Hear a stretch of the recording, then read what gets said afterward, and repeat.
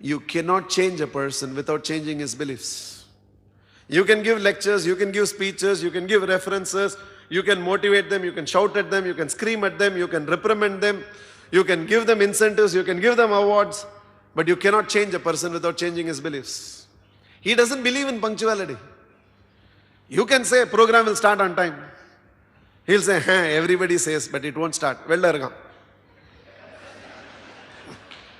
No, you can't change him without changing his beliefs. And one day when you stood outside, your belief changed. No, there is one place where program starts on time. You're inside. You cannot change a person without changing his beliefs. He does not believe he is leadership material. And unless you transform him to understand his leadership material, you can keep on giving him responsibilities and he'll keep failing. It frustrates you because he was an extraordinary clerical staff, but he's a lousy manager. Because he thinks he's a great worker, but he doesn't think he can be a great leader. And he can be a great leader if you can somehow bring about a shift in the quality of the beliefs with which he looks at himself. He was a great salesman. Because he was a great salesman, you promoted him as a sales manager, and he's a lousy sales manager. In fact, after he became sales manager, few more good salespeople resigned and went. And he caused the resignation because somehow he still sees himself only as a salesperson. So though he is a sales manager right now, and there is a difference. Selling is an art. Being a sales manager is a science. I need to impart the science of selling to others to enable them to produce results. He enjoys the art of selling. He still doesn't know the science of selling. And he doesn't have this belief that he can be a great sales manager. As a salesman, you are responsible for the results you produce. As a sales manager, you are responsible for the results your team will produce. But because he is an inherent salesman, anywhere he says, I will come with you, I will go on a joint call, I will take the call. And he'll make the salesman passive and he will take every call. You can see that in every retail showroom even today.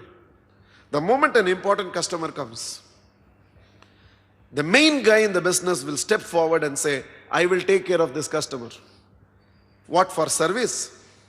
He somehow believes if the counter salesman attends to you, the billing value will be 3,000. But if he attends to you, the billing value can be 7,000. He believes he can present the products and material much better to you than the counter salesman. So he steps forward. 25 years later in the business, he is still a counter salesman. 30 years later, when it has become such a big unit, he still continues to be in the counter because his belief is still he can produce 2x on the counter when his people can produce only 1x. True. But what you don't realize is you can be 10 times better than anybody in your organization, but you can't do the work of 10 people. Now what happens if 5 important people walks into the showroom? Who will you attend to? Now he does not still see himself in the leadership role. So if you want to change the productivity of the organization and you have a few loyal people in the organization and you really believe these loyal people should be holding powerful positions within the organization, their belief system has to be changed.